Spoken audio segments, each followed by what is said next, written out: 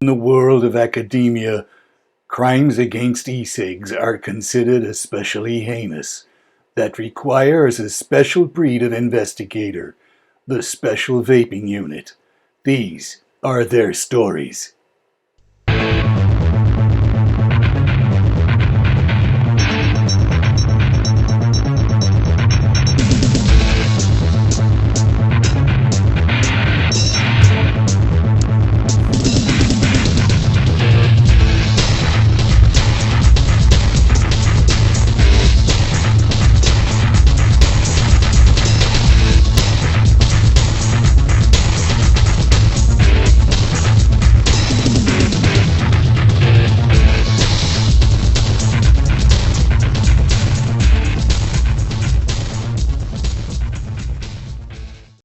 Yes, hello, good evening, we are live as a live thing here on e-cigs.live, VTTV, vapetrails.tv on Thursday, the 28th of April in the year 2016. The very day that the Royal College of Physicians told the truth for everybody to hear. You will note I am Keithless, but I do have gin.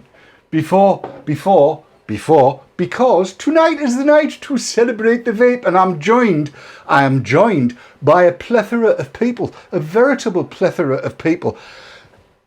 He's in Scotland. Some say that he's a jock in disguise that wears trousers. Some say that he's a great big tall lad that's been losing weight. Some say he's a tight Yorkshireman. Other folks say it's Marco. Hello, Marco. How are you doing, mate? How do? Yes, I'm fine. I'm up here in East Ayrshire. Yes, and tell you what, it's chuffing cold up here. We've had sleet, snow, rain, sleet, snow, rain for the last 2 days. It's bonkers. It's not warm anywhere else, Marco. I would join you tonight as long as the Wi-Fi holds up. Yes. Which apparently it isn't doing at the minute, because we just had a lovely still picture right up your nose. We also have with us, have with us, deep in the darkest recesses of Welsh Wales, cough Matt, hello. Mr. Matt Gerish, the first of his name, as they say. How are you diddling, Matt? You all right? Yeah, fine, never better. So I'm told.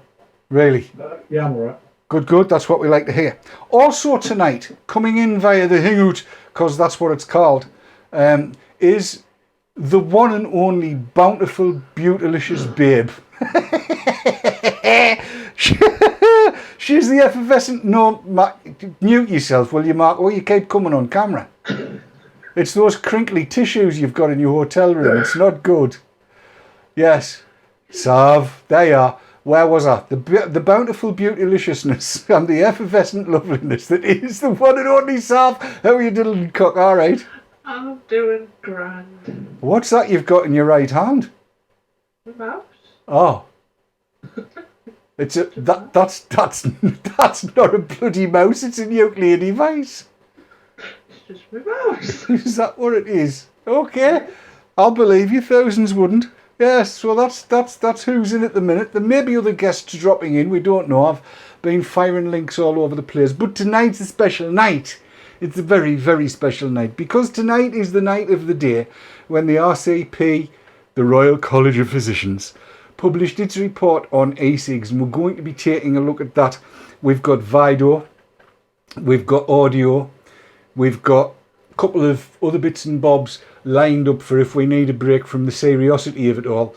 But that's what we're going to be talking about tonight. And of course, chat, I have no doubt, will be quite verbose, verbal and you know, saying things. So we'll be picking up on that as well. But first, and I think this is important, those of you that have a glass of an alcoholic beverage or otherwise in front of you, I would ask you please to raise your glasses and to drink a toast to the Royal College of Physicians for the work that they did today to show that after 5 years of us saying what we've been saying, we're in a position today to say, I told you so.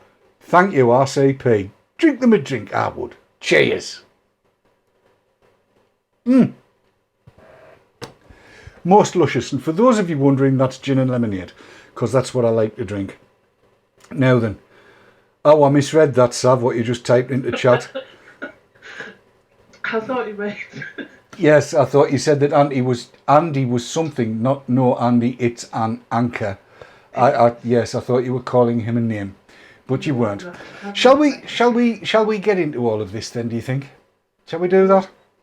Let me click the right button and hopefully the voiceover will occur, and then I'm going to dive into the report at the point where it's talking about addiction potential, because we're looking for good sound bites that we can use, arguments that we can use when we are engaging with people who oppose e-cigarettes, and there are so many good ones in this. Seriously, get ready to make notes. Here we go.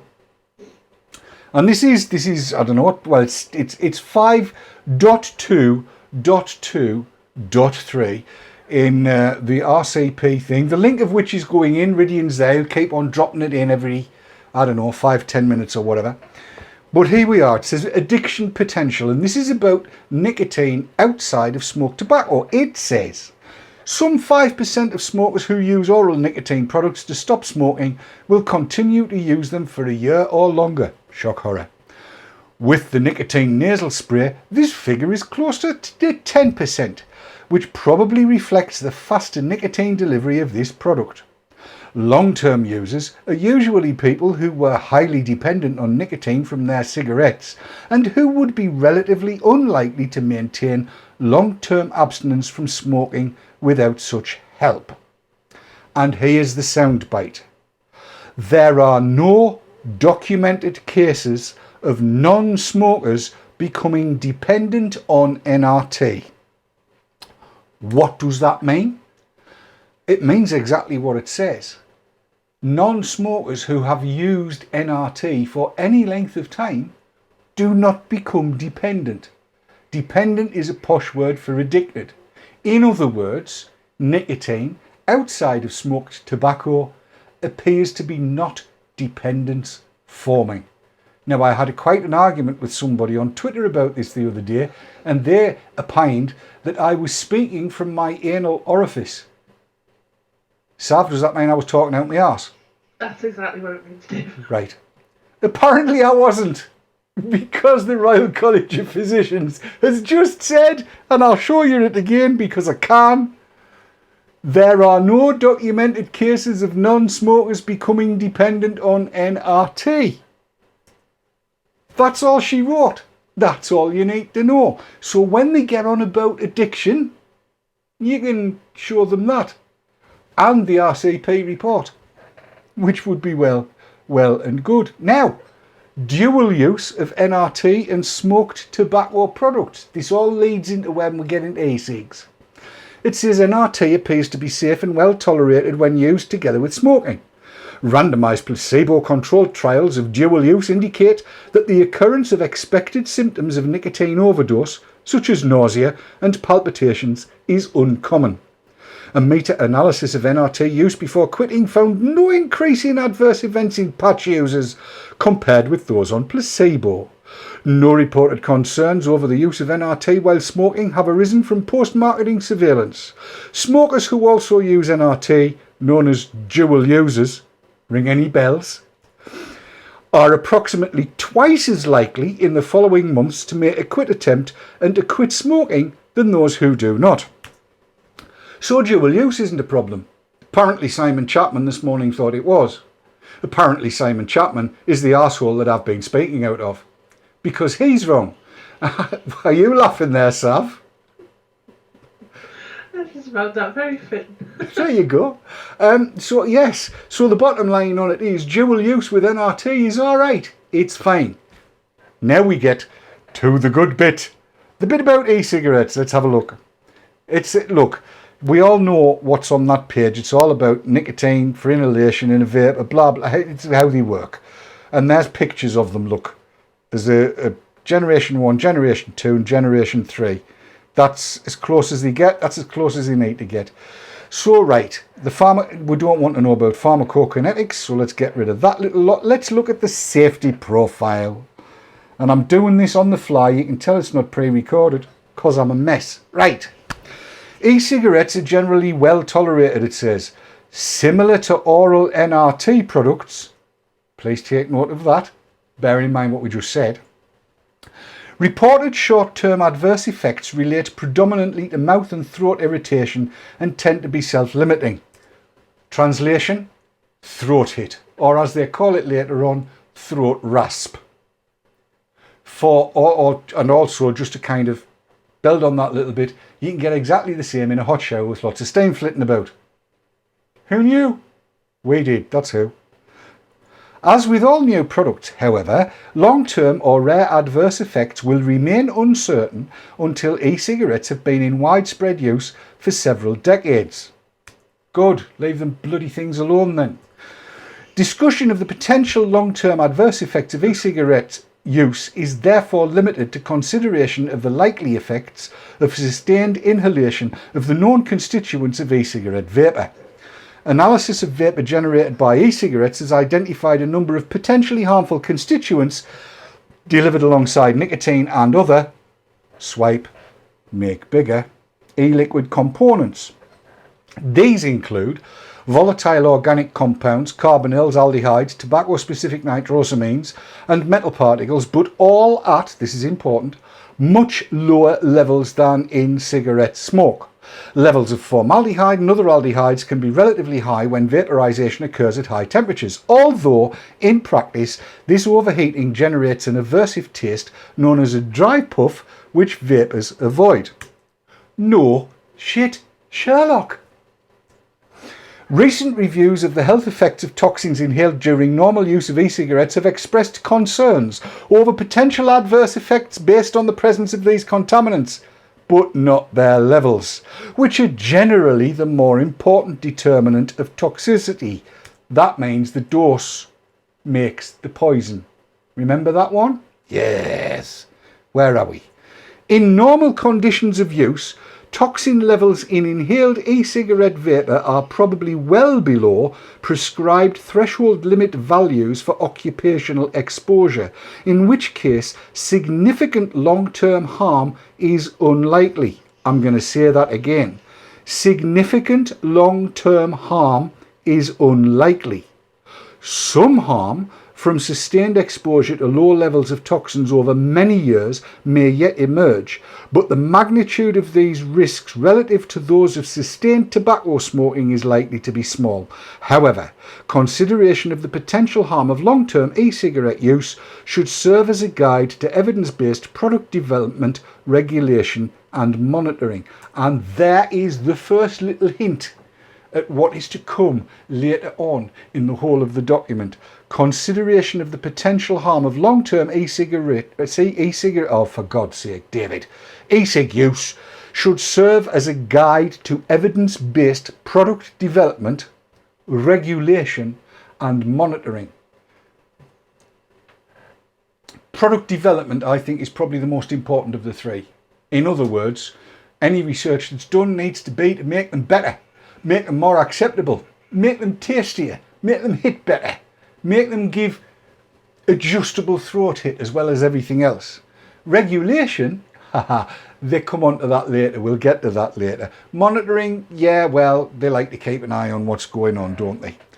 Now, this was actually covered reasonably well, actually very well, this morning on BBC television, where the NNA's own Sarah Jakes was in attendance. Now, currently she's out in London shoving pints of beer down her neck at a great rate of knots because she's in celebratory mood. As am I! I'm going to celebrate. Matt, talk while I have a drink. Okay. Have you had your drink now? I've had my drink now. Well done. Lovely. Good. I should also point out we have another guest tonight who will be coming in after the piece of video that I'm about to play in. We actually have a representative of the BMA is joining us. I've forgotten his name. Oh, it's Nigel Slugworth is his name. He'll be joining us after this piece of video. So just to kind of do the seamless link thing that Monday nights are so famous for. This morning on the Victoria Derbyshire show, Sarah Jakes, our own Sarah Jakes of the New Nicotine Alliance, was in attendance alongside Professor John Britton and Joanne, somebody whose name I've forgotten, and I do apologise, who's a stop smoking specialist in London. I'm going to say this is a preface. It seems like the interviewer, who, if that's Victoria Derbyshire, she's let herself go big time. It seemed a little bit anti. He seemed to be probing, seemed to be asking some hard questions. I think he got owned. Tell me what you think. So, are you a smoker? Thought about giving up, but you're worried about the long-term effect of using e-cigarettes? Well, the message on vaping has, frankly, been a bit confusing. Yes, e-cigarettes help you stop smoking, but could they cause harm in other ways? Well, now leading doctors tell us to put aside any concerns because, well, they're so much better than cigarettes. The Royal College of Physicians says smokers should be encouraged to vape. Well, here to discuss those findings is Dr. John Britton from the Royal College of Physicians, along with Sarah Jakes, who quit smoking 3 years ago and now used e-cigarettes, and Joanna Miller, who works with smokers to help them quit. Thanks very much for joining us. I mean, John, how confident are you that vapors or vaping is actually safe? Because there's been an awful lot of sort of stories out there saying that, you know, they've trialled it with mice and mice have had breathing difficulties. Are you absolutely rock solid sure? No, it's safe. Nothing's absolutely safe. What we conclude in the report, and one of the reasons for bringing the report out was to look at this issue, is that long-term electronic cigarettes probably do have some adverse health effects, but the magnitude of those effects is extremely small. The likely effects would be an increased risk of chronic obstructive pulmonary disease, possibly an increased risk of lung cancer, possibly cardiovascular disease. That sounds pretty grim to me. Well, it sounds it, and that's the part of the same spectrum as you get from tobacco smoking. But the size of that increase in risk is much, much smaller. So if you're a non-user of nicotine, it makes no sense to start using an electronic cigarette. But if you're a smoker, it's a no-brainer to switch, because the risk is so much lower. Sarah, a no-brainer, because you did switch. It was a no-brainer. It was a no-brainer. I mean, I smoked 20 cigarettes a day, on and off for 34 years, before I bought a refillable type device, just to use in my car. And within 2 weeks I'd switched. But was that because you thought, I've got to stop smoking, I'll try vaping? Is that what you... At the time I wasn't looking to quit at all. You know, I just bought the device to use in my car. I had tried to give up smoking several times before, and several times successfully. But I have to say, giving up smoking is the easy bit. The hard bit is staying off of smoking, not going back to it. And Joanna, I mean, I suppose the question mark in my head about e-cigarettes is, are they still addictive, and don't they contain nicotine? So is this progress? Electronic cigarettes do contain nicotine. These days you can also get electronic cigarettes without any nicotine or with extremely low nicotine content.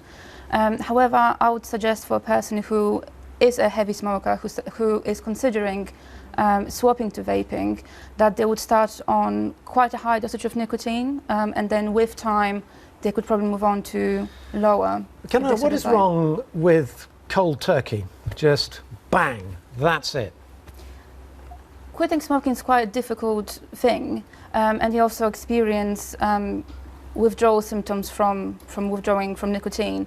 There is evidence base that suggests that if you consider maybe taking, having some help in quitting smoking in terms of coming to a clinic like the stop smoking service that I work at, and you have behavioural support, that can help you more successfully quit smoking. And if you also have different types of medication or nicotine replacement products along the way, that can increase your chances even further.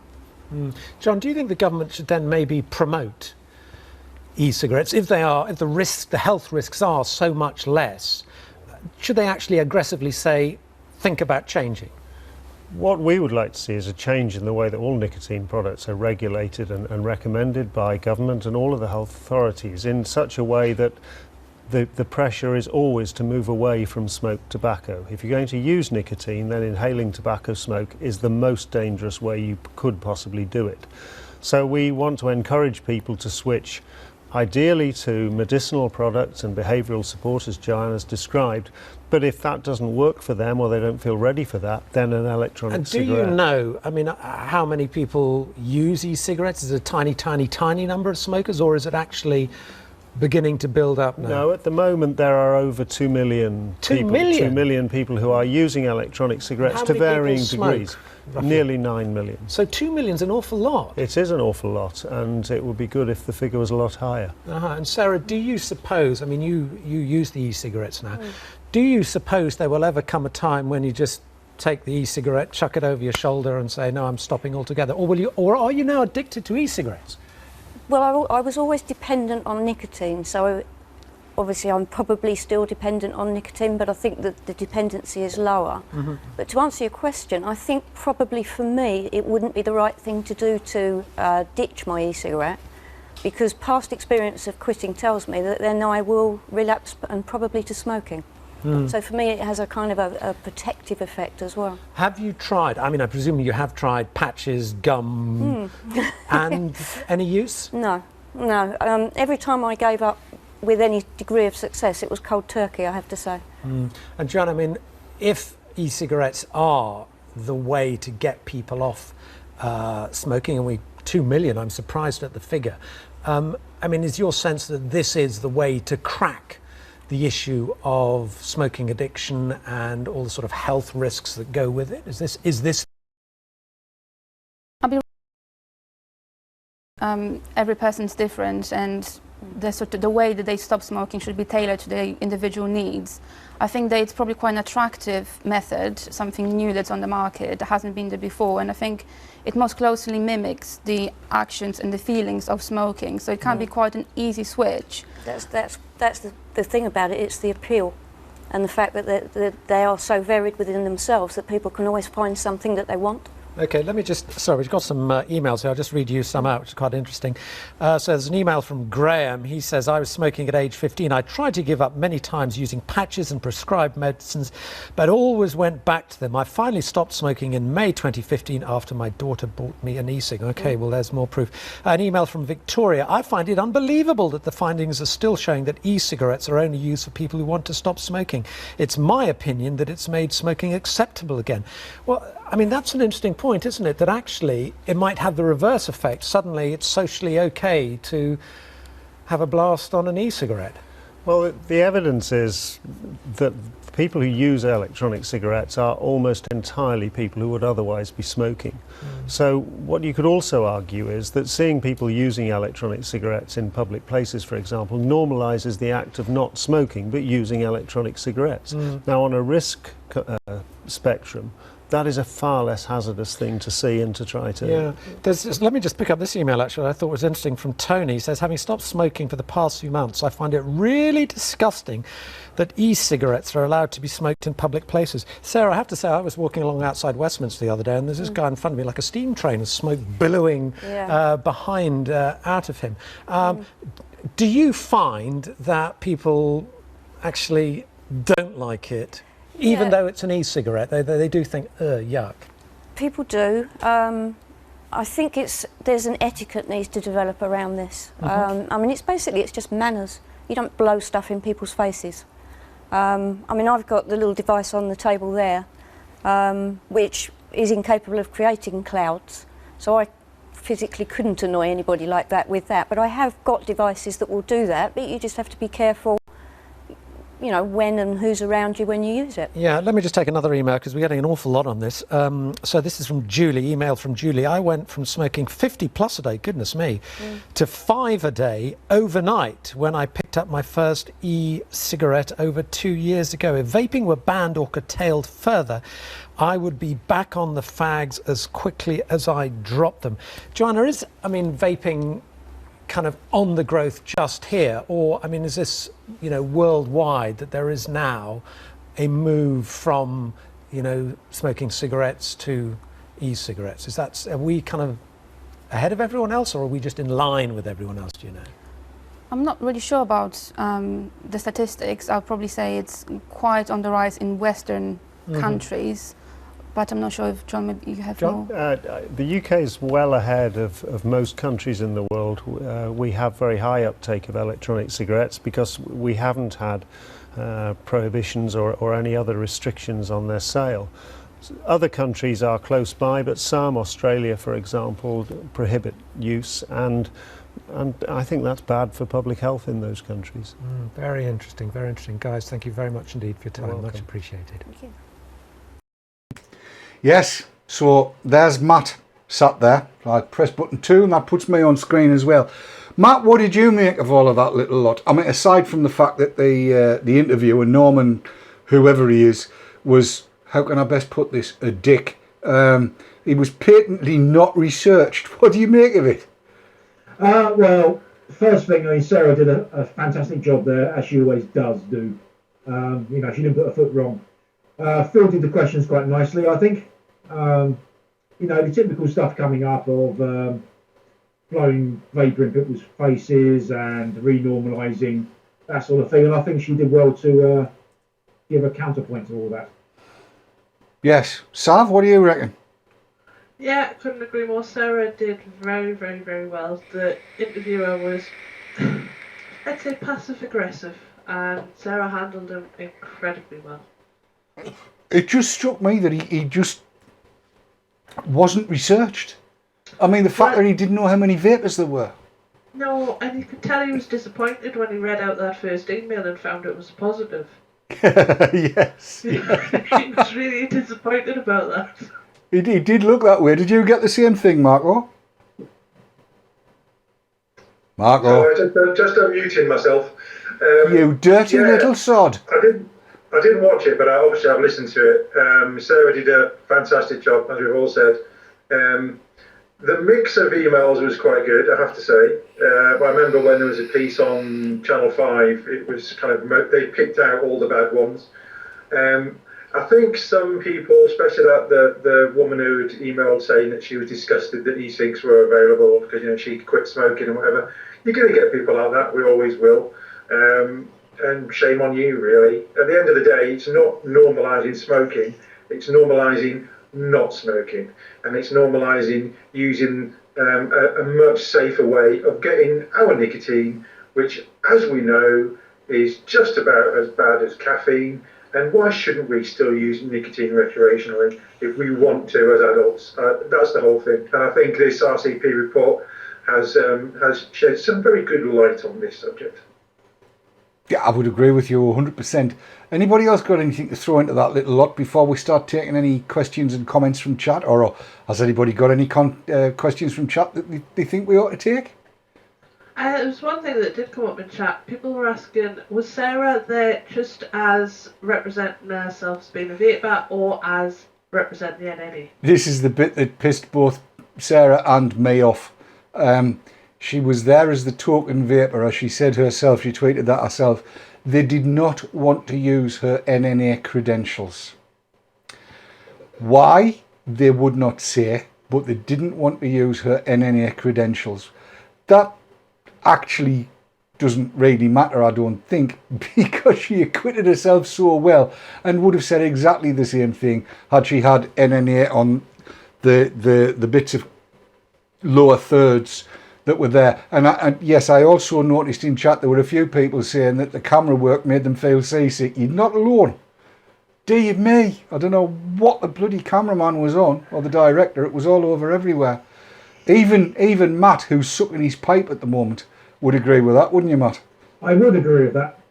You want a nice static camera, much like we've got here. That's what you want. That's the best way to do it. I like the way they do it on the news. It's much the best way at all. Anything else that we... What? Anything else we need to pull out of chat? Just this comment that Neil Ross just put in that says, sad thing is the number of morons coming out of the woodwork today that are in total denial. Oh God, yes. Now, right, I spent quite some time today on Twitter. There's a shock because I'm never on there. We discovered, I should hang on because I don't think it's gone out yet. But I did a pre-recorded interview into the States for VP Live with Kevin on Tuesday night at 10 o'clock, and yes. they were saying, I spent so much time on Twitter answering questions and making comments, and he found out that I have tweeted over 60,000 tweets, which is ridiculous, and I'm sure that's gone up actually since Tuesday. But yes, I would agree with that. We saw today now what was the word we saw some proper fuckwits coming out of the woodwork that had patently not read the report. And I'm here to tell you, I've read all 206 pages of it. Everything from cover to cover, from front to back, twice now. I've read it all.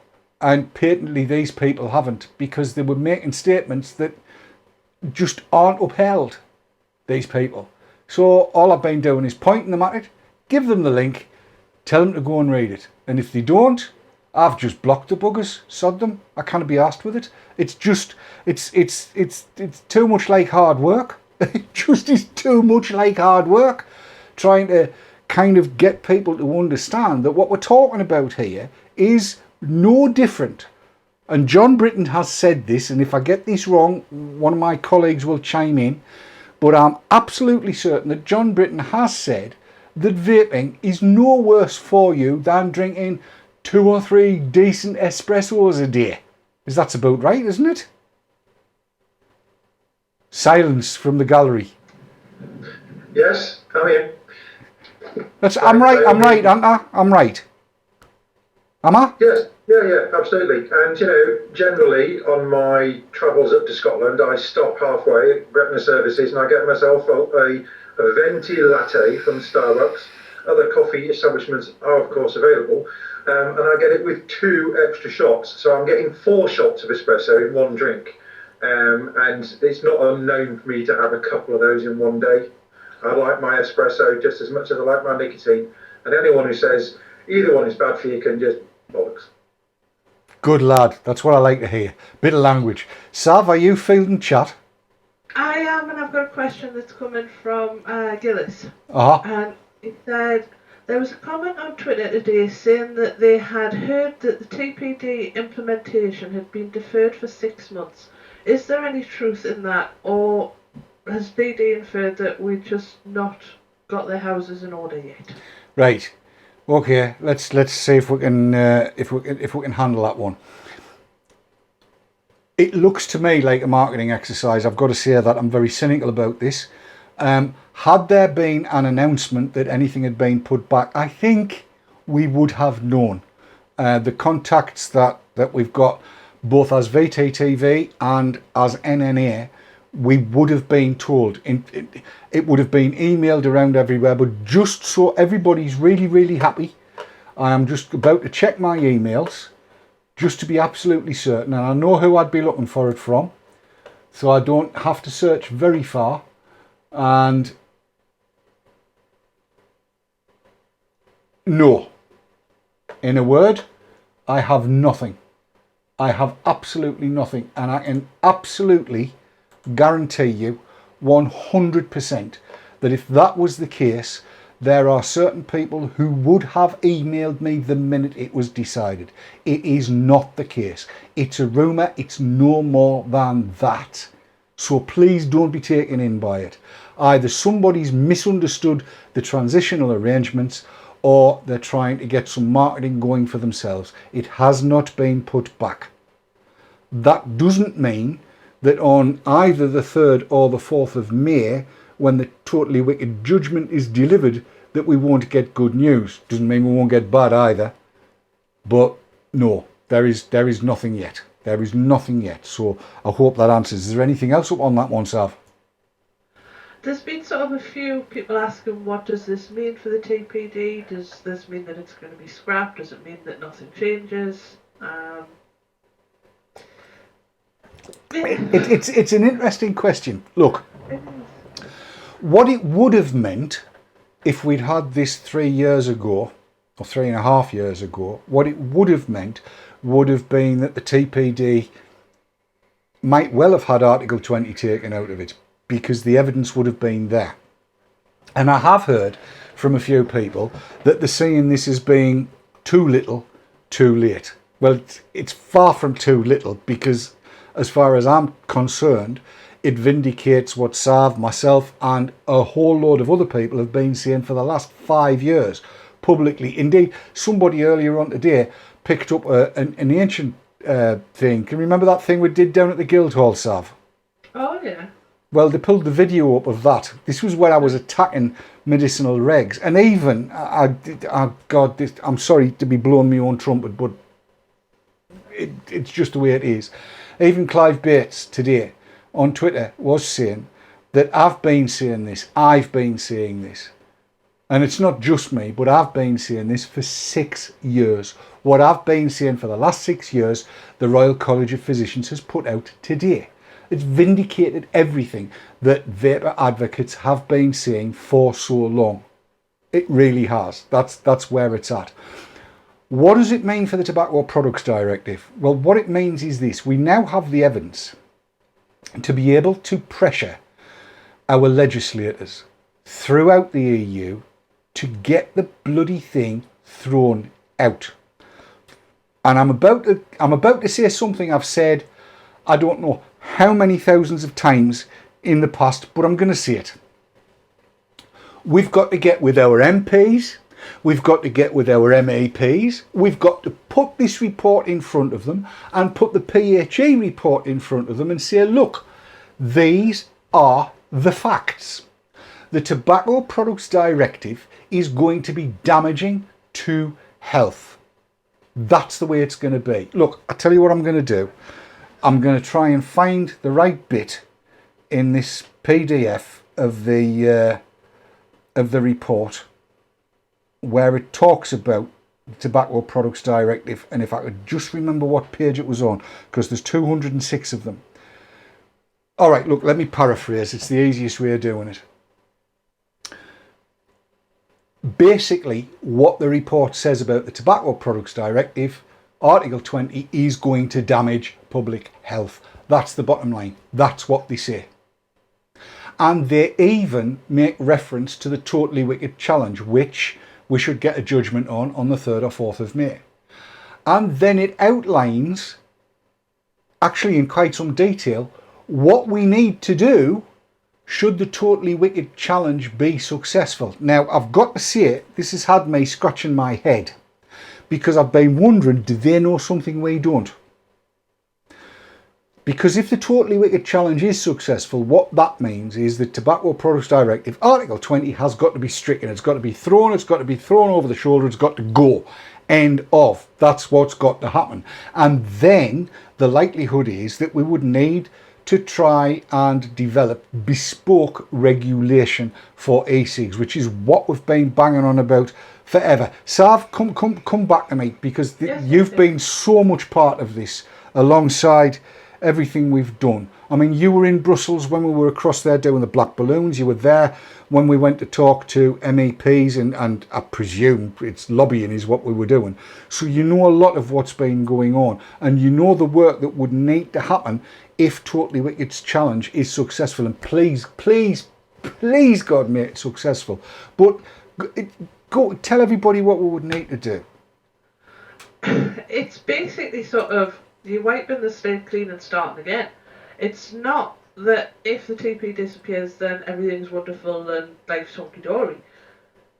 You see it in so many things. It's even in this report that there is regulation required. That needs to come from us. If we don't engage and talk to them, then the regulation comes from them. Yes. So it doesn't just, it's not like, yay, we win, let's just all go about our own daily business again. We start again. We talk to everybody. We don't shut up until we get what we want. Exactly right. And I mean, the thing about it is, I know in New Zealand, for instance, Mario Glover, who is a very good friend of mine. I'm going to characterise her as that, and it's true, she is. I get on with her like a house on fire, and the rest of our family, and I'm looking forward to seeing her in Warsaw when we go across for the Global Forum on Nicotine, which is going to be very, very interesting this year, given this report that's just come out. She's kind of saying that for New Zealand, she doesn't want any regulation because she thinks they'll go too far. I think, actually, in this situation, the report from the RCP tells us exactly what we need to be looking at. and it's so extensive. I just wish this application I'm using for reading it, I can't put bookmarks in it, which is a bit of a bugger, because I want to be able to just... It's page 156, it's 10.3. You see, this is what I like. This is why we've got the team we've got. And if anybody ever doubts that the VTTV team is anything other than fantastic, you're bloody wrong. They are amazing. Marco, you're a superstar. How many times have I got to flick to get to 156, did you say? Or 153? Which is it? You're muted, you can talk to your heart's content, Marco. Was he miming? Still muted. There we go. Yeah, it's page 156, which is point 10.3. Good lad, thank you. I just couldn't remember whether it was 156 or 153 because I'm stupid. Yeah, I've got it on my phone in front of me. Ah, there you are. There you are. Here it is. There we go. Let's have a look at that and see what that says, because I think this is very telling. If you learn to read between the lines. It says the EU TPD. Tells you what you've got to do. They've got to provide detailed notification, blah, blah, blah. Required details include, there'll be a limit on, blah, blah, blah. All of this kind of stuff. At the time of going to press, the UK government's intention to transpose the TPD into UK law was still subject of a legal challenge by an e-cigarette company, Totally Wicked. However, in December 2015, the Advocate General dismissed this and other challenges to the TPD, and although a final court ruling is not due until the 4th of May, it now seems likely that the TPD will be implemented as originally proposed on the 20th of May 2016.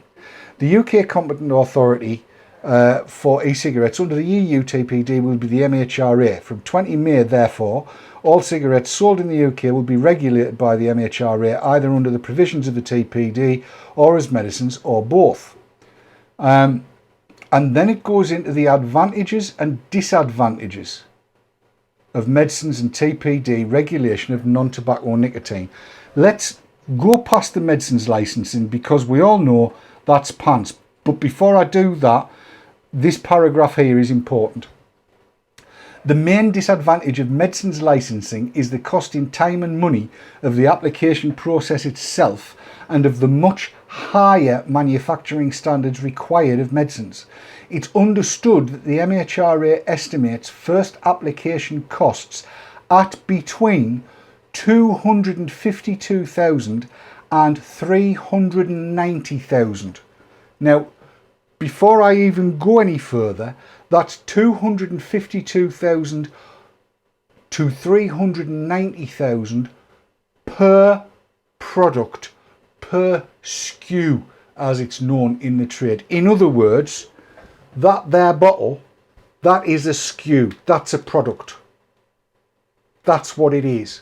So that's nearly 400,000 for any one product. And that would, in this case, it's, what is it? Read it. Higgy juice, Higgy's caramel custard, 12 milligram. The 6 milligram would want another 400,000. The 3 milligram would want the same, pretty much.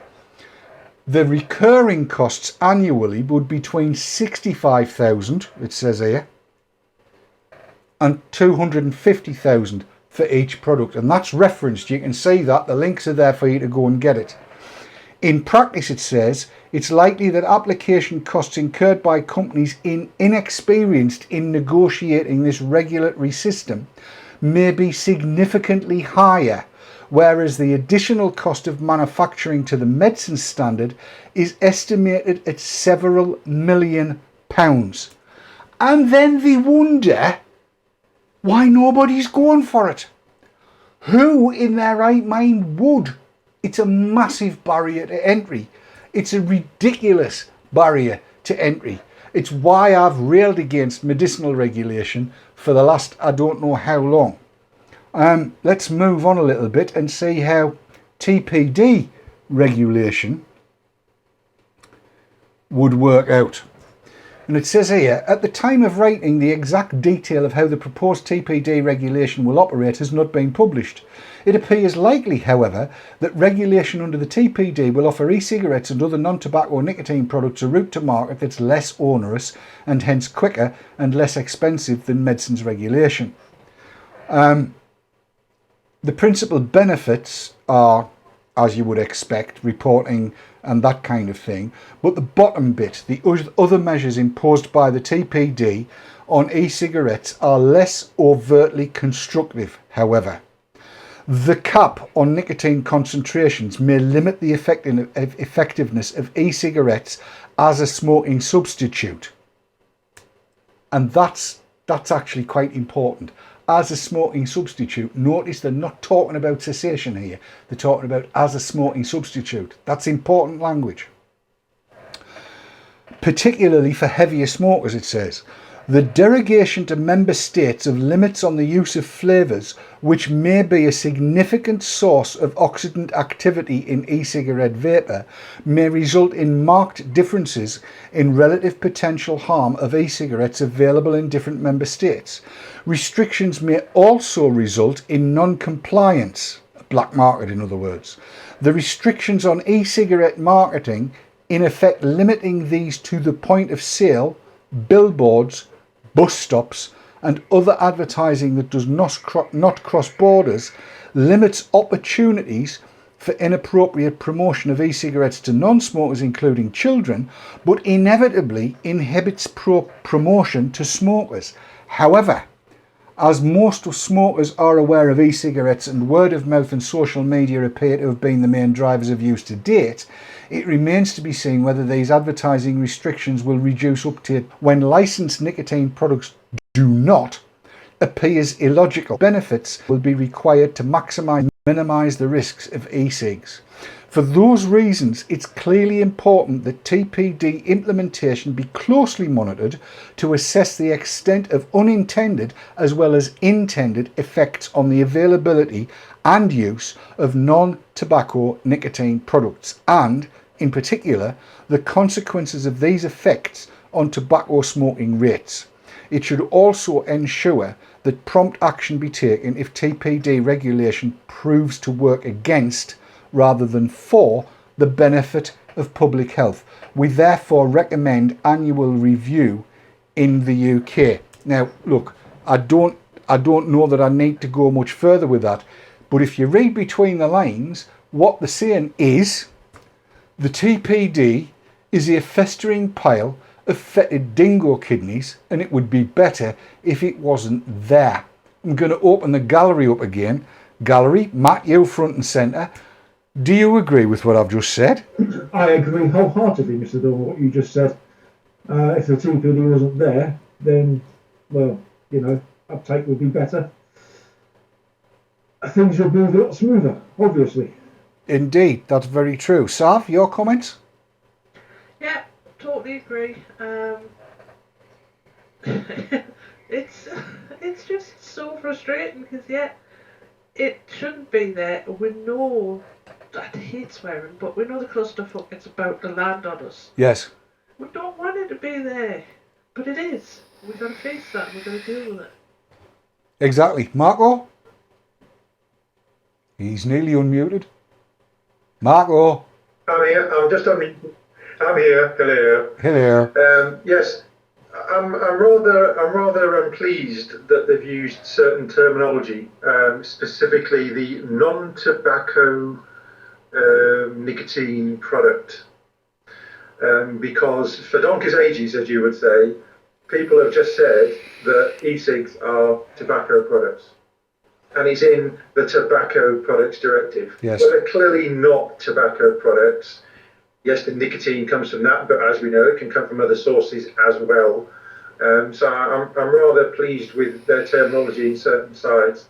Whether or not it's going to have an immediate effect on the coming legislation is probably not going to happen. But as we know, there are still things afoot. So it's a case of we need to just keep the pressure up, because thus far we've pressured and we've put as much as we can into it, as have the NNA and BIP and all the other groups.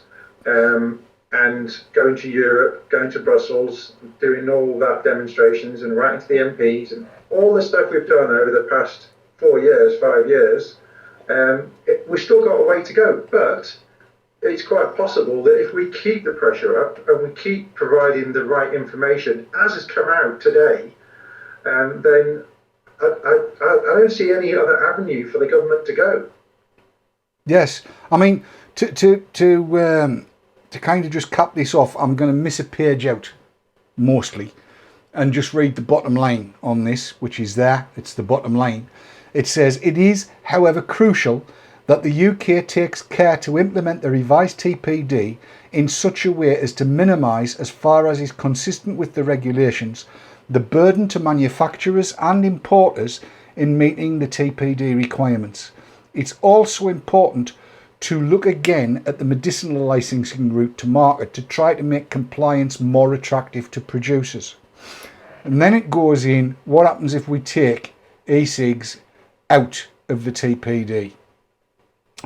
And again, it says a balance is needed to make products attractive, palatable, satisfying and effective substitutes for tobacco smoking, but also as safe as is reasonably possible, and avoiding use by adolescents and never smokers.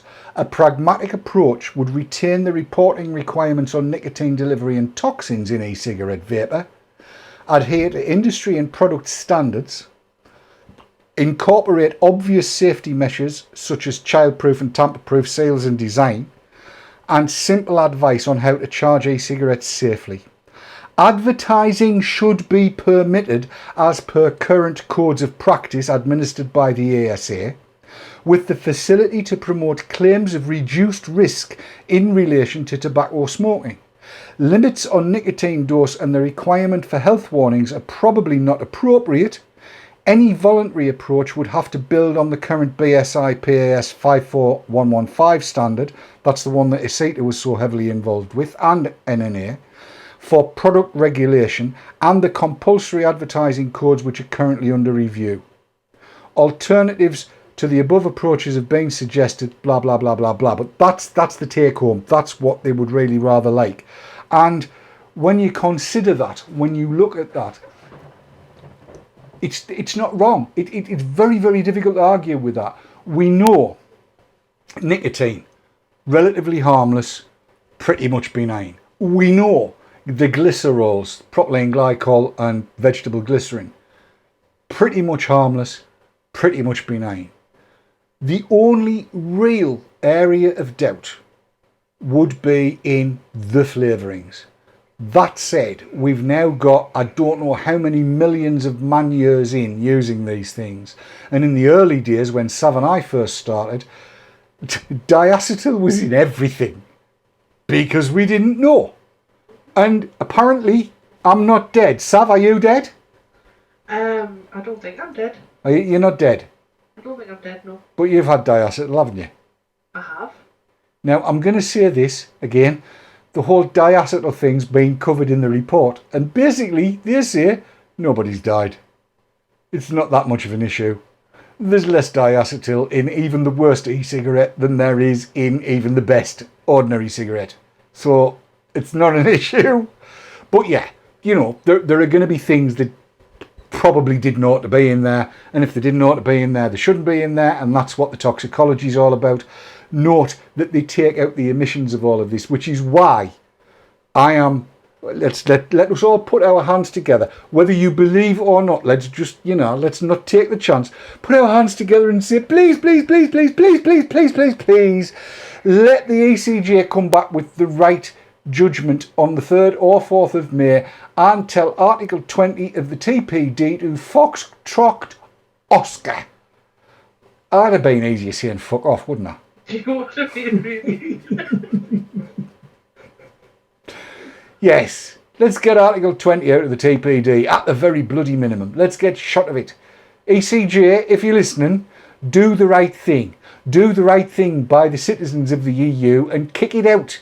And let's get proportionate, sensible legislation and regulation put in place. Sav, is there anything we need to pull out of chat? Because it's been fleeing by. I've not looked at it. We've covered announcement, but there's one comment that I want to bring up that White Cherry Y said, and it says, it's also going to have huge influence around the world, particularly in India and some African countries, because Yes. RCP is massively influential with doctors. Yes. Yeah, you don't think about how that's going to affect other countries. Well, I've got to be honest, I've been thinking about it a lot because, as you know, I've got fairly close ties with New Zealand and fairly close ties with Australia via the New Nicotine Alliance, AU. And yes, they are regarding this as being extremely significant because this builds on the evidence that Public Health England generated last year, in the middle of last year, while I was in New Zealand, as it happens.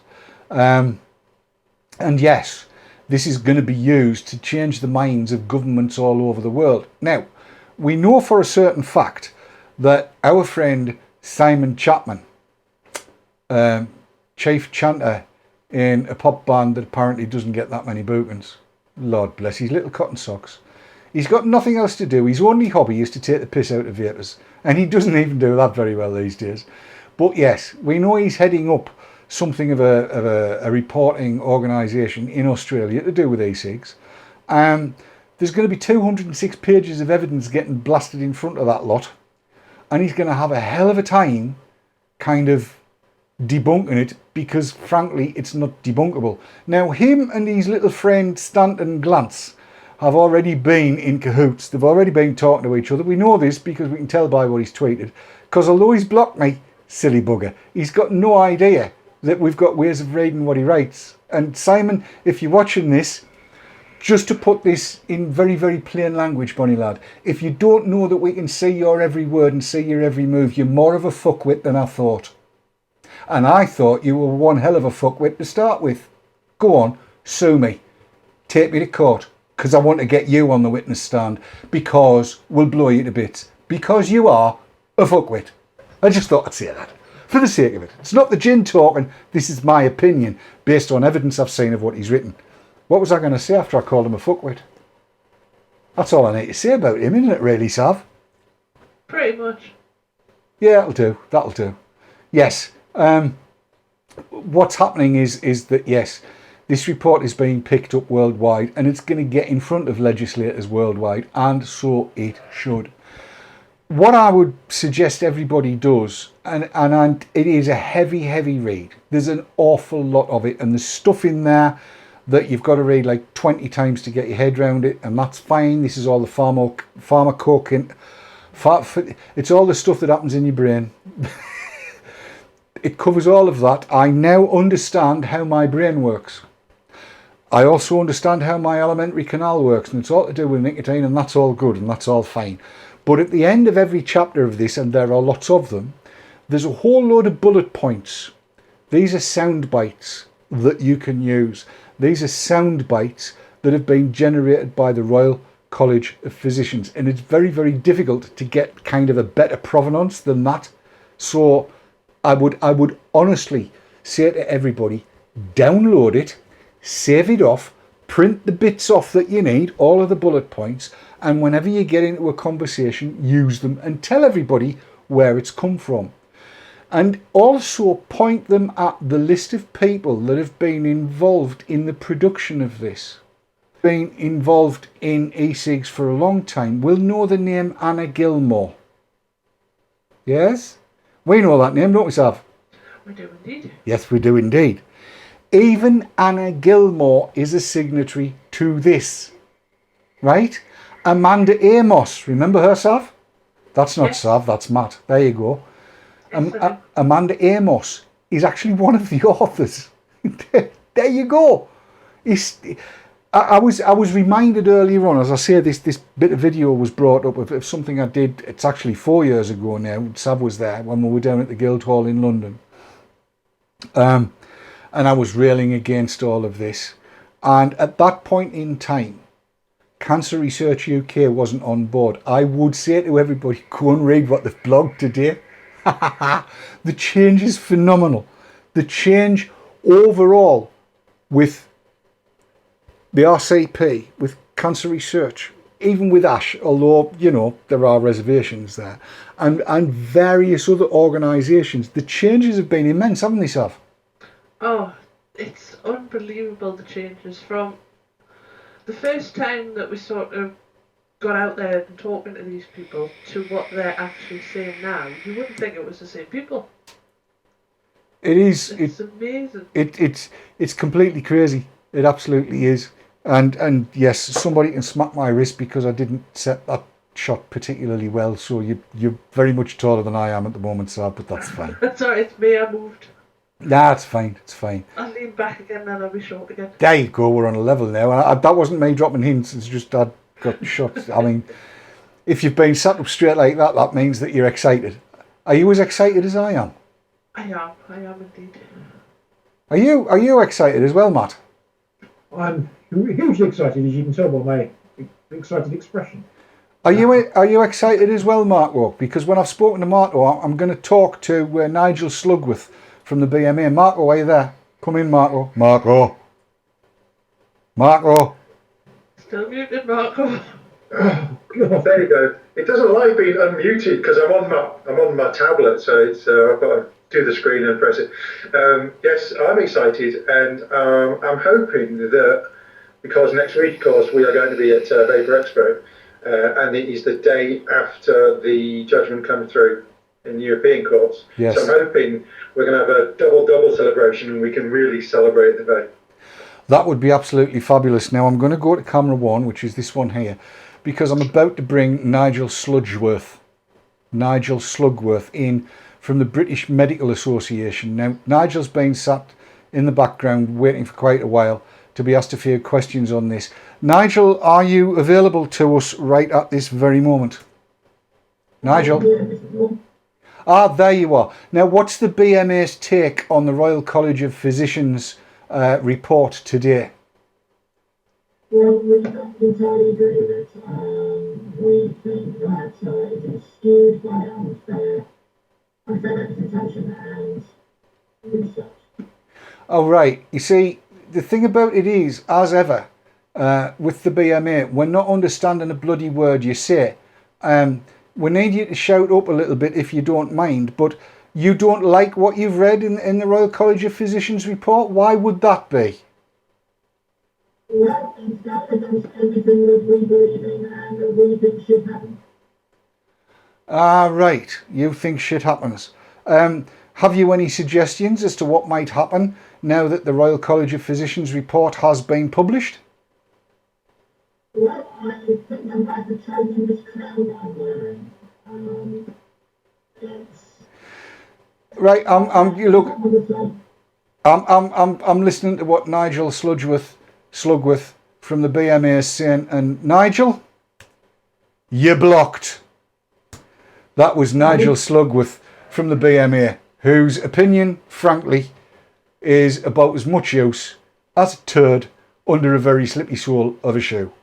BMA, get your act together. You've been owned. It's time to admit it. Where do we go next, Sav? Yours. There you are, my dear. Right, I don't know whether I want to do this or not, because I was on Radio Newcastle. Do I play that in? Oh yeah, play that in. All right. Okay, I've got to find it first. Ha ha. Not easy. Okay, now, just to let everybody know, earlier on today I was on Radio Newcastle and Clive Bates has been quite complimentary about it. I'll just play it.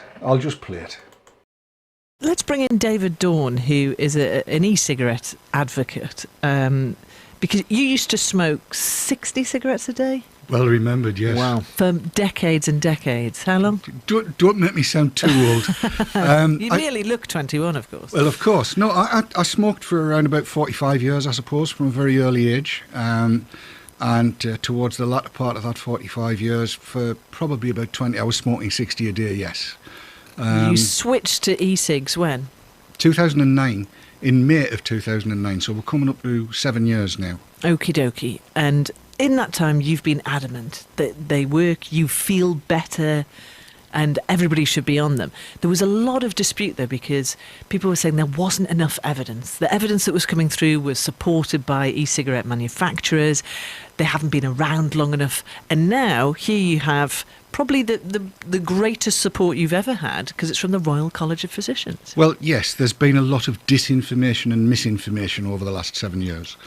The notion that the research that had been supported by both tobacco companies and e-cigarette companies is false. It wasn't. All of the research has been done by, or most of it I should say, by independent researchers. And there have been some people that have twisted the results, have misinterpreted the results, which the report from the Royal College of Physicians actually mentions. There are one or two very high profile personalities in the States that have managed to take what is good information and make it sound bad. But now this, yes, the report is massively extensive. It covers all of the ground, and the conclusions are pretty incontrovertible. They're basically saying what we've been saying for the last 5 years. These things are as good as harmless. That's one of the big takeaways. In terms of the comparison to smoking lit cigarettes, less than 5% of the risk, which has got to be a good thing. Now, what they're saying is 95% in support of this, in a sense, because this is for people who already smoke. So the idea is, if you want to give up smoking, we're now recommending vape instead. Use an e-cigarette because it's going to help you. There is still a bit of concern about new uptakers, though. Kids being interested in this, because... But it isn't happening. That's the point.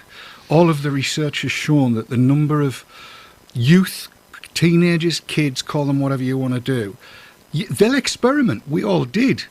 Everybody's experimented with all kinds of things, whether it be smoking, whether it be booze, whether it be the opposite gender, and that kind of thing. That's what kids do. But what's been shown is that the kids that have experimented with a cigarette, the quote from the RCP is they treat them with the same disdain and disgust as they do tobacco cigarettes. So no, there is no evidence really of any uptake by kids. It's a non-issue that's been blown out of all proportion by these people who patently don't like e-cigarettes for some reason. Well, they're concerned that it normalises smoking, because well, hang on. Whoa. Smoking is already normal. Well, and more to the point... To be fair, David, it was starting not to be. You know, all we got were phone calls from people going, you know what, I've smoked my whole life, and now I'm a complete pariah. I can't even sit in the pub with my friends and smoke. I can't even sit in a restaurant anymore. I can't smoke in my car. Gradually smoking was being edged out. Yeah, it was being stigmatised. It's not being denormalised. In fact, quite the reverse. When you walk down any of the main streets in Newcastle, and Alfie have seen this during and after his shows, you would go outside a theatre, outside a pub, outside a restaurant, and what do you see? Like stars in their eyes. It's just... It is. There's always a great group of people stood outside having a fag. Now, if there are any impressionable youth walking around the place, what are they saying?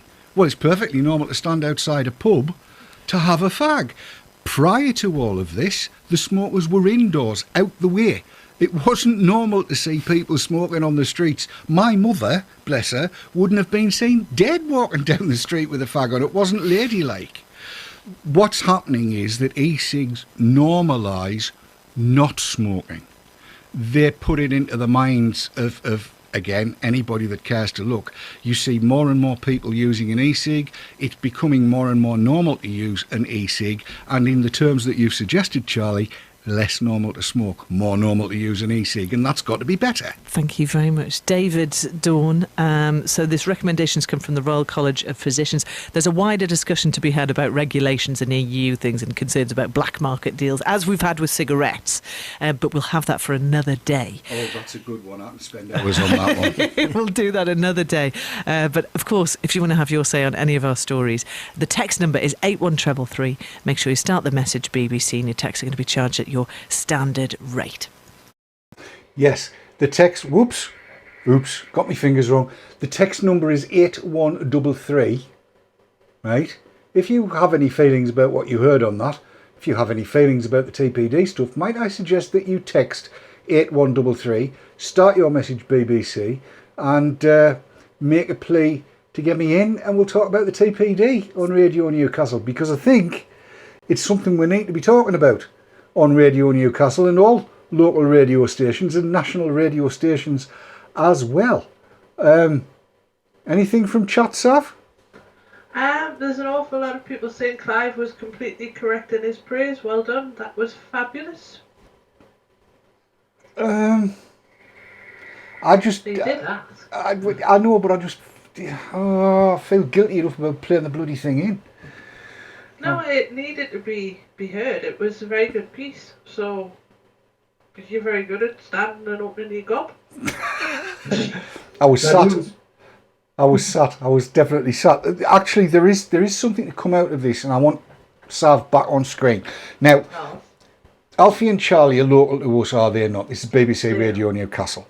And ages ago, when first they started looking at this, they were, between themselves, really quite anti the whole thing, were they not?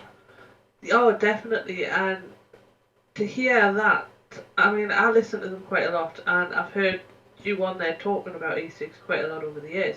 And the change, it's been slow coming, but the change from the last time you were on to this time is a big jump.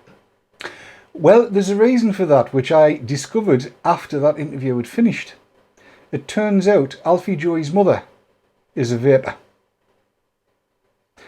Right. And an age ago, when I was across in New Zealand, Mario Glover said that until you've got skin in the game, you don't realise.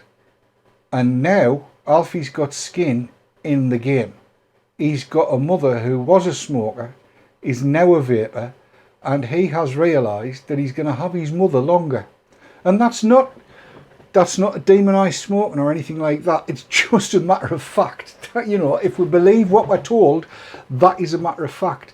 And Alfie now is going to have his mother longer because she's a vapor. And what really annoys me is his mother's younger than me.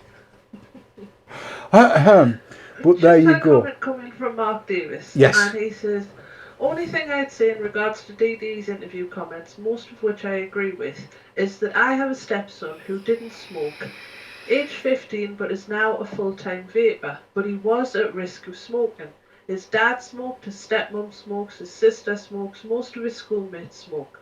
Now he vapes, most of his mates now vape. Win-win in my book, and sod anyone who says any different. He didn't say sod though. The reality is, kids experiment. If they take up vaping instead of smoking, then sod others' opinions. Think of the kids. Right, now, let me explain myself. You will have noticed what I said during the course of that. I kind of wanted to answer the questions that she was putting. I think everybody knows what my opinion of kids vaping is. I would much, much rather that they vaped rather than going to cigarettes. I've got 2 grandsons, and I know for an absolute certain fact, I mean, they're already showing a little bit of interest. The little one isn't, but the 3-year-old is kind of, it's granddad's tutor, his puffer, his smoke machine, he does whatever he wants to call it. I'm not going to argue with him at the minute. But the time is going to come when he's going to say, Grandad, can I have a go? And that's going to be the difficult time for me.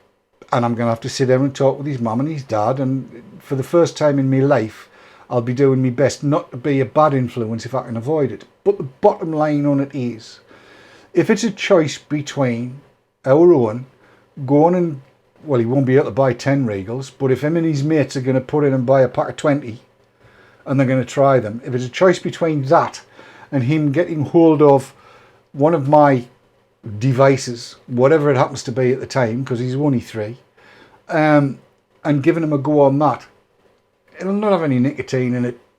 He can make that choice later.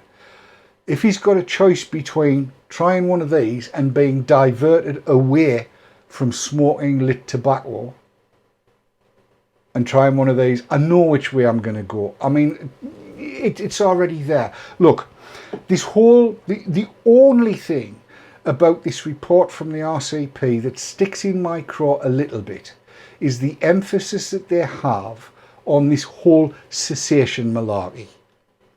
It falls slightly short, I think, on the pleasure principle.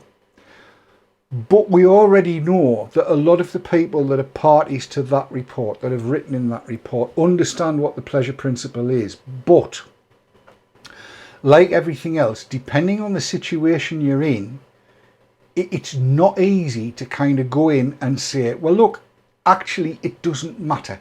If somebody starts vaping, doesn't matter. If somebody starts drinking coffee, doesn't matter. Because the two are more or less analogous. But I'm not sure that the time is right at the moment to really, really go big on this. We can, as vapers in certain circles, go right down the pleasure principle route and say, does it matter? Because actually it doesn't, does it? I mean, we know it doesn't. They've said that. The absolute, I was just thinking about this earlier on today, the absolute risk of vaping, absolute risk, not the relative risk against cigarettes, but this is where I'm coming from. They tell us, we are told, that 1 in 2 of people that smoke, 50 out of 100 people that smoke, will have their longevity reduced. Mortality, in other words. They'll die 10 years earlier because they smoke. It says so in that report. That's what they say. Now, if you believe that or you don't believe that, actually it doesn't matter when it comes down to what I'm about to say. Let's take that as read. I'm not sure I believe it, but let's take it as read. So what they're saying is 50 people out of 100 will suffer mortality risks, will die earlier because they smoke. If the very worst case scenario is that e-cigs represent 5% of that risk, that's a 20th. That's 2.5 people out of 100. And what they're also saying in this report is that the risk is not a mortality risk, it's a morbidity risk. In other words, you're going to be unwell rather than die. And what that says to me is that the absolute risk of starting to use an e-cig when you've never smoked at all is tiny. It's not big. It's insignificant. Right at the top of this show, that was almost the very first thing I read out. It's insignificant. There is not a significant risk from using an e-cig. Now, whether the time is right for us to capitalise on that and bang on about that, I don't know. I really don't. I think probably not at the moment, and definitely not in the States, because they're not ready for that there yet. We've got to try, I think, to get the world in step, to get all of the various different countries in step. And at the moment, the UK, as John Britton said, alongside Sarah, is right at the forefront. Stanton Glance thinks that we are an experiment. Well, Stanton, if you're watching, it's going to be a very successful experiment, and we are going to show the way forward. We are in the vanguard of this, and we have, I think, got it right in terms of how we view e-cigs. So we've just got to kind of go from there. We've got to build from there, but sometimes you've just got to take baby steps. So that's what I was doing in that interview. It was kind of take what their concerns are, answer those concerns, and let's leave the really hard-hitting stuff for when we go to the TPD one. And trust me, if that's on, I'm there, and really I'm looking forward to seeing who they put up against me on that one, because I'll do my very best to bury them, and I don't know whether I'll be any good at that. Sav, you got anything to add? I couldn't agree more. It's a case of, I mean, it's not a fight, but it is a case of picking your battles in that situation, because go too far and you can frighten off people that are coming onto your side. Yes. If you say something like, oh no, everyone have them, they'll be like, oh no, that's right. So, no, totally agree. Time and place. Yes. And you handled it very, very well. Matt, you got anything to add? Once I've unmuted myself, yes.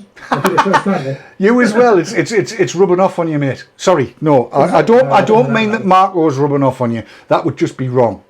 Yes, it would be very, very wrong indeed. I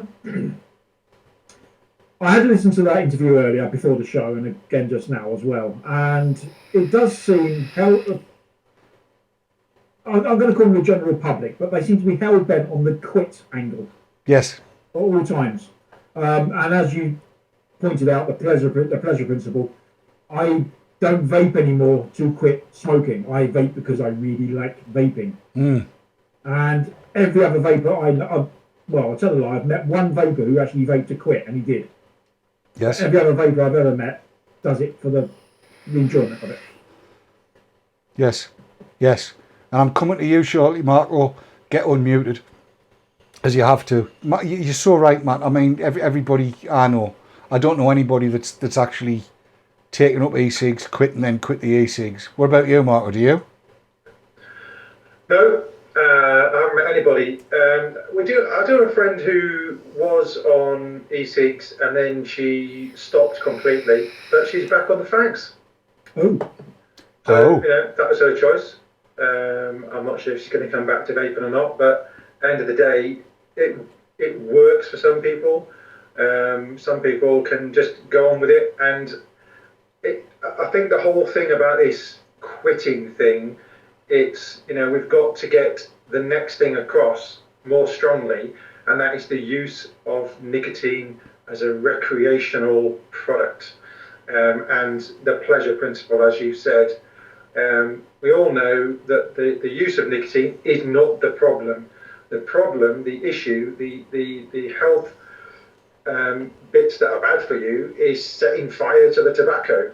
And, you negate that by using vaping instruments of various types.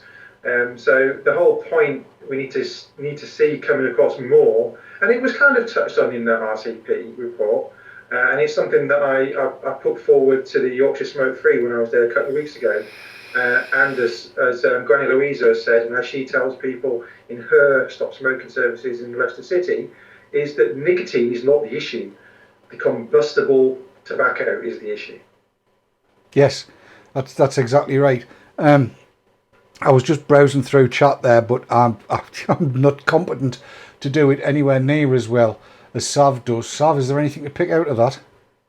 There's sort of a few people are all saying very similar stories. They all know one person that's not the same person. Obviously, that would be weird. But would as well.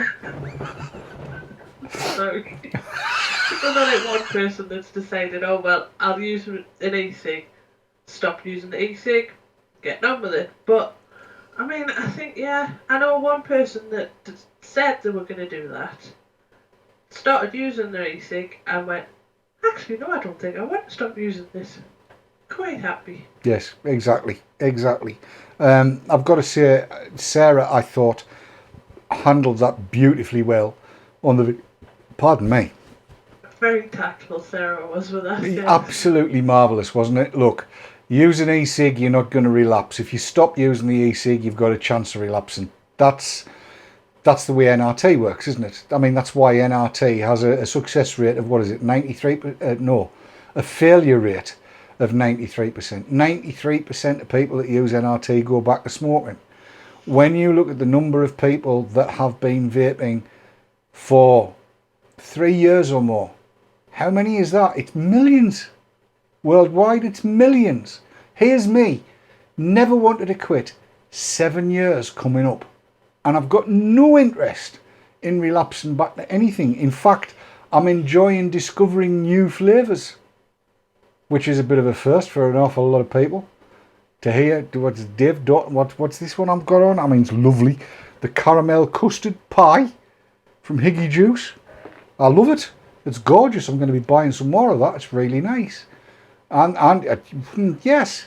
So look, why would anybody want to not vape?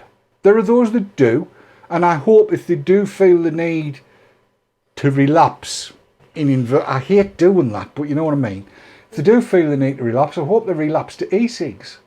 Yeah. and then get the sudden realization, an moment that says, actually, I don't need not to use them. I can just use them. It's fine. It's okay. I mean, these days, I find I can go for ages without actually using an e-cig if I need to.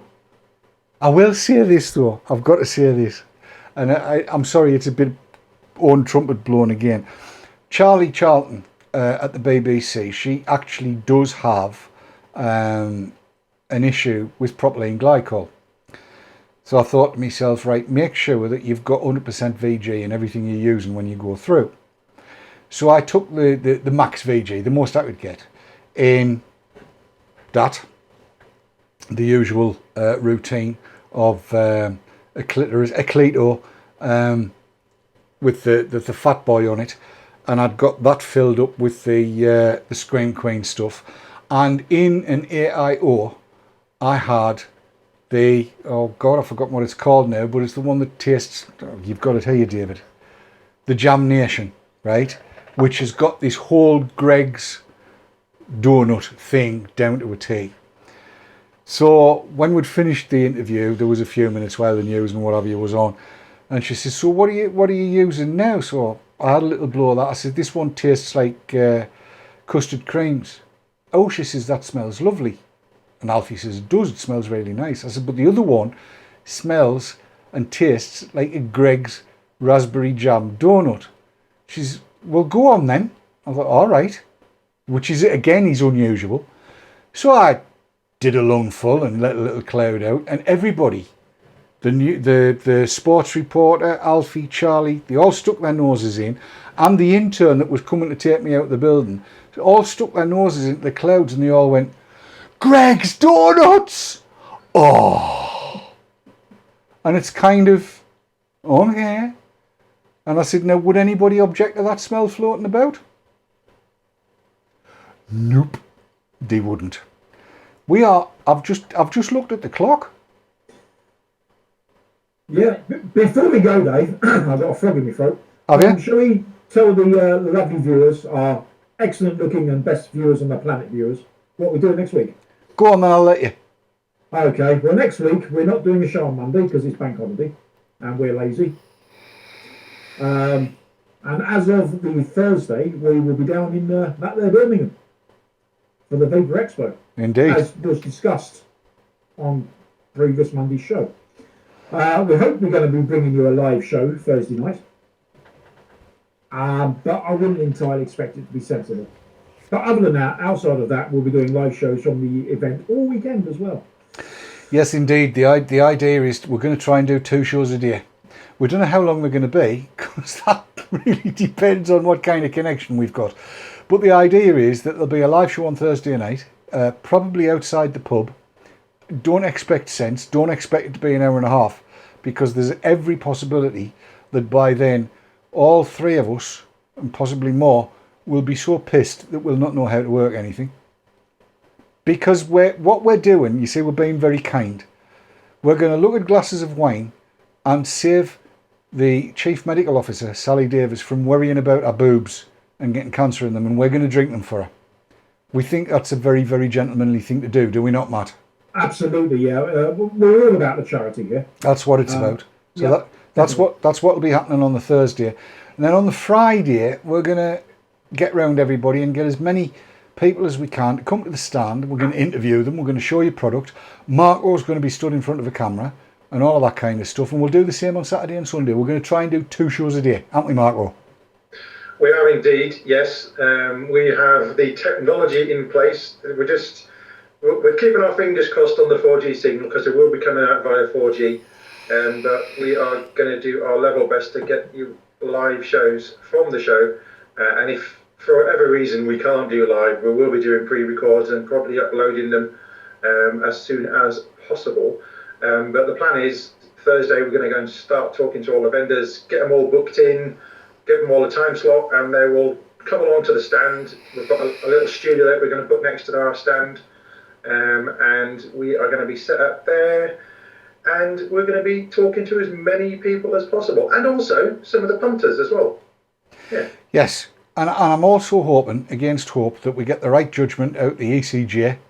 So if that happens, Thursday night might not. And hopefully, I'm not sure if Fraser's going to be there. Hopefully he will be. It'd be good to get Fraser's reaction to whatever the outcome is as well. Yes, absolutely right. I mean, I'm hoping it's the right one. If it's the right one, don't expect any sense, because everybody that'll be there will be as, what's the word? Pissed as a newt is exactly how they'll be. They'll be celebrating the vape, something absolutely chronic. And that has brought us up right to the very, very end of time. Well, not the end of time. It's not the end of days. It's not an apocalypse or anything like that. It's got to 10 o'clock. I'm stunned and shocked, and I didn't have to use any of the video of the Crixus, which you'll just have to wait. And I didn't get the chance to bring you up to date on how Ridian's getting on with the Phoenix tank. Suffice it to say, he's getting another one. He's having to have another one sent out because the one he's got's broken down. But we'll bring you all of that. It'll all come together, no doubt, in the future. But for the moment, can I just say thank you to Marco. Thank you, Marco. Thank you, Dave. Can I say? Always a pleasure, never a chore. Indeedly. Thank you very much. Thank you to Matt. Thank you. Lovely. It's been a cracking night. I've thoroughly enjoyed it, and I thank you to the effervescent loveliness that is the one and only Sav. It's been good fun. Thoroughly enjoyed. It has, hasn't it? We've done a show. I can't believe this. We've done a show that's been mostly chat.